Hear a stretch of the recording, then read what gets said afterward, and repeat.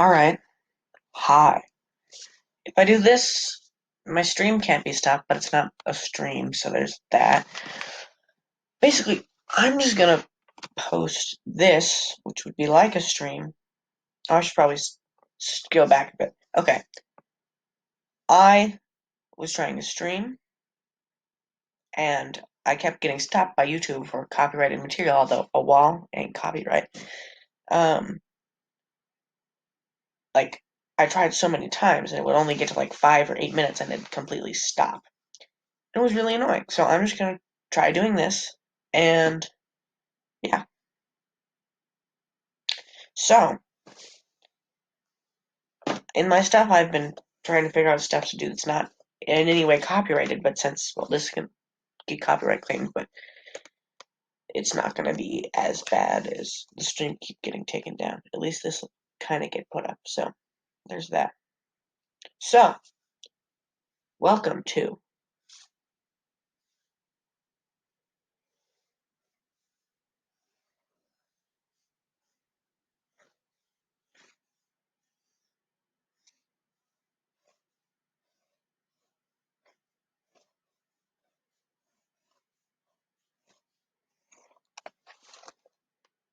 part 1. So you want to know what I'm gonna do? I'm gonna read a story to you guys, a nice bedtime story. What I'm gonna read? Lord of the Rings. I actually tried to do this on the stream once, but it said no copyright, and sort of, but like fair use, because I'm trying to, not only am I reading it to you, but I'm critiquing. I'm trying to enlighten you during these turbulent times. So without further ado, let's get into it. Now, some of you may not like this, and some of you may, because I'm going to read the prologue aloud.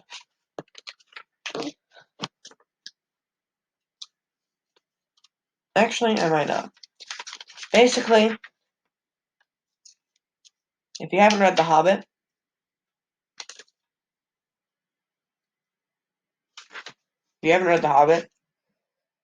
then I should probably read the prologue. But if you're going to watch this video, then I'm going to guess it's not that important. Basically, it's just like there are hobbits, and it kind of explains about them.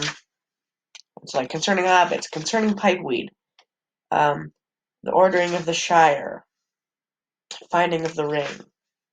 Basically, it's kind of glassing over some of the stuff of the Hobbit and all that. Okay, there's a map of part of the Shire. So that's cool. Now, without further ado, actually, you're probably like, you're a movie review channel, and why are you doing books? Because books are good. And why not? So I haven't eaten dinner, and it's like 9:30, so let's do this. Let's do this. Okay, I'm gonna sit up so you don't have to see my chin rolls, or at least not as bad.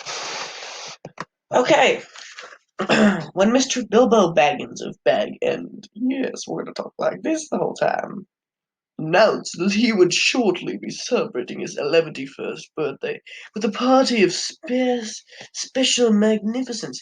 There was much talk and excitement in Hobbiton. Bilbo was very rich and very peculiar, and had been the wonder of the Shire for 60 years, ever since his remarkable disappearance and unexpected return. No, I'm just going to talk normally.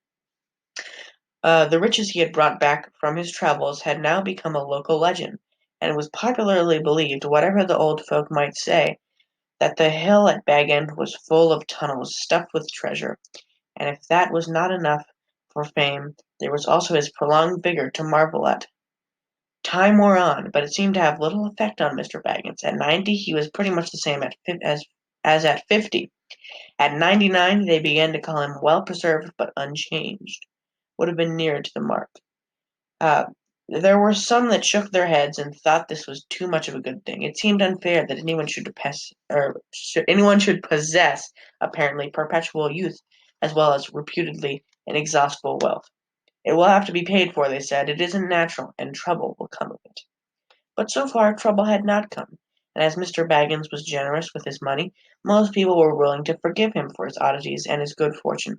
He remained on visiting terms with his relatives, except of course the Sackville Bagginses, and he had many devoted admirers among the hobbits of poor and unimportant families. But he had no close friends until some of his younger cousins began to grow up. The eldest of these, and Bilbo's favorite, was young Frodo Baggins. When Bilbo was 99, he adopted Frodo as his heir, and brought him to live at Bag End, and the hopes of the Sackville Bagginses were finally dashed. Bilbo and Frodo happened to have the same birthday, September 22nd. "You had better come and live here, Frodo, my lad," said Bilbo one day, "and then we can celebrate our birthday parties comfortably together." I don't know why I'm struggling, but at that time, Frodo was still in his tweens. Oh, that's a cringy word right there. I'm making you cringe right now, aren't I? As the hobbits called the irresponsible 20s between childhood and coming of age at 33. Oh, that's interesting. I didn't actually know they came at age at 33. Makes way more sense. Like, oh, kind of old in books. Okay, we're gonna finish this page, then I'll give you some backstory. 12 more years passed. Each year the Bagginses had given very lively combined birthday parties at Bag End, but now it was understood that something quite exceptional was being planned for that autumn. Bilbo was going to be 111, 111, a rather curious number and a very respectable age for a hobbit. The old Took himself had only reached 130, and Frodo was going to be 33, an important number, the date of his coming of age. So, backstory. I've read The Hobbit twice, and I've tried to get into this book a few times, but I've been quite busy, and so I actually haven't gotten too far into it. So, resume. Well, this will be a chance for me to do that, but resume. Tongues began to wag in Hobbiton and Bywater, and the rumor of the coming event travelled all over the Shire. The history and character of Mr. Bilbo Baggins became once again the chief topic of conversation, and the older folk suddenly found their reminiscences in welcome demand. No one had a more attentive audience than old Ham Gamgee, commonly known as the Gaffer.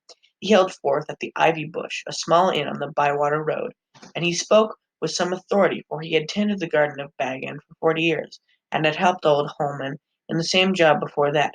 Now he was himself growing old and stiff in the joints.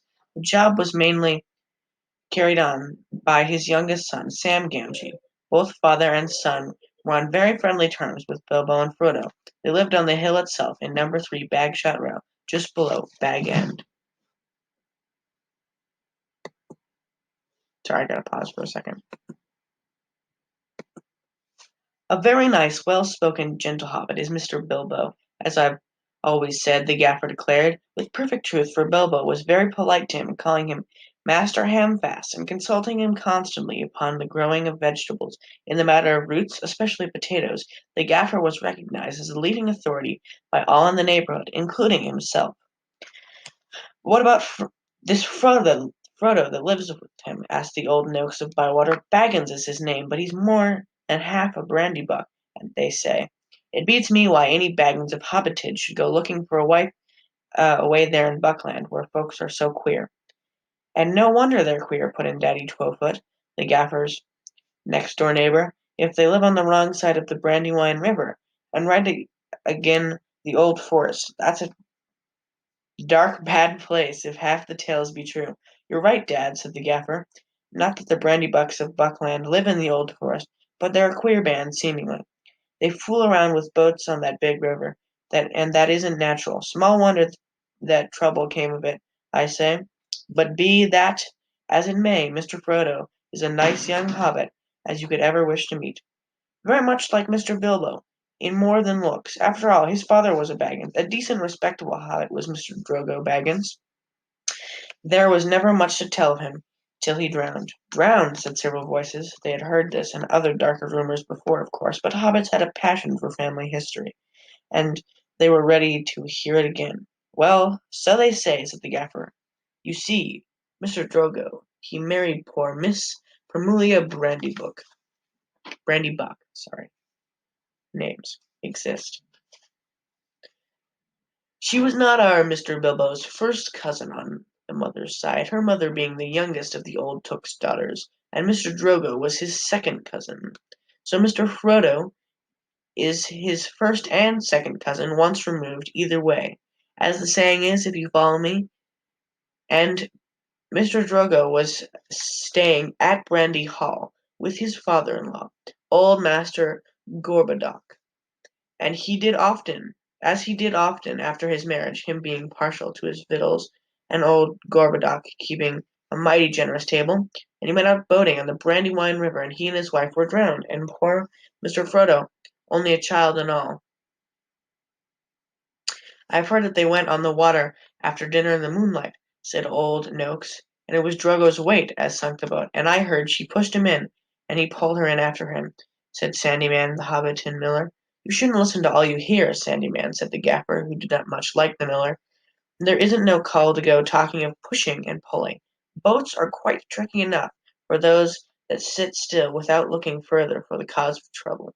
Anyway, there was this Mr. Frodo left an orphan, and stranded, as you might say, among those queer Bucklanders, being brought up anyhow in Brandy Hall, a regular warren by all accounts. Old Master Gorboduc never had fewer than a couple hundred relations in the place.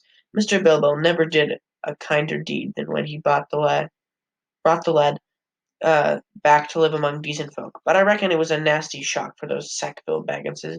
They thought they were going to get Bag End, that time when he went off and was thought to be dead, and then he comes back and orders them off. And he goes on living and living, and never looking a day older, bless him, and suddenly he produces an heir, and has all the papers made out proper. The Sackville Bagginses won't never see the inside of Bag End now, or it is to be hoped not. There's a tidy bit of money tucked away there, I hear tell, said a stranger, a visitor on business from Michael Delving in West Farthing. All the top of your hill is full of tunnels packed with chests of gold and silver and jewels, by what I've heard.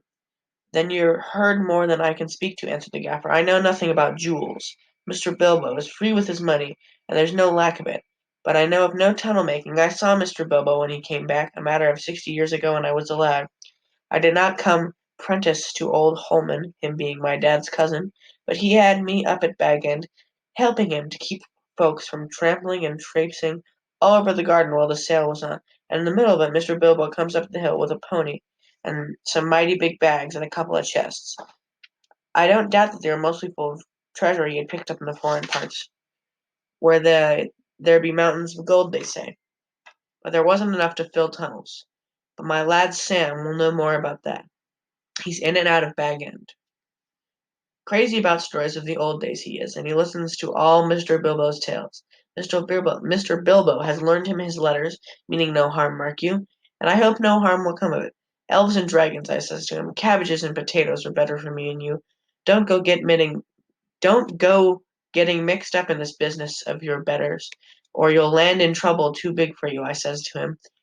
And I might say it to others, he added, with a look at the stranger and the miller. But the Gaffer did not convince his audience. The legend of Bilbo's wealth was now too firmly fixed on the minds of the younger generation of hobbits. Ah, but he has likely enough been adding to what he has brought at first, argued the miller, voicing common opinion. He's often away from home, and look at the outlandish folk that visit him, dwarves coming at night, and that old wandering conjurer Gandalf and all. You can say what you like, Gaffer, but Bag End's a queer place, and its folks are queer. And you can say what you like about what you know no more than you do of boating, Mr. Sandyman, retorted the Gaffer, disliking the miller even more than usual. If that's being queer, then we could go do with a bit more queerness in these parts. There's some not far away that wouldn't offer a pint of beer to a friend if they lived in a hole with garden walls. But they do things proper at Bag End. Our Sam says everyone's going to be invited to the party, and there's going to be presents, mark you, presents for all, in this very month as it is. This very month was September, and as fine as you could ask. A day or two later, a rumor, probably started by the knowledgeable Sam, was spread about that there were going to be fireworks. Fireworks, which is more such as had not been seen in the Shire for nigh on a century, not since the old Took died. Days passed, and the day drew nearer. An odd-looking wagon laden with odd-looking packages rolled into Hobbiton one evening, and toiled up on the hill to Bag End. The startled hobbits peered out of lamp-lit doors to gape at it, and it was driven by outlandish folk, singing strange songs, dwarves with long beards and deep hoods. A few of them remained at Bag End, and the end of the second week in September a cart came in through the Bywater, from the direction of Brandywine Bridge, in broad daylight. An old man was driving it all alone. He wore a tall, pointed blue hat, a long grey cloak, and a silver scarf. He had a long white beard and bushy eyebrows that stuck out beyond the brim of his hat. Small hobbit children ran after the cart all through Hobbiton and right up the hill. It had a cargo of fireworks, as they had rightly guessed. At Bilbo's front door the old man began to unload. There were great bundles of fireworks of all sorts and shapes, each labeled with a large red G and the elf rune. I can't say them because they're runes, but yeah. So we are all right. I'm gonna take a quick break there. Well, tell me what you think of this series that I'm doing so far. I can't really do. Yeah, I hope you like this series.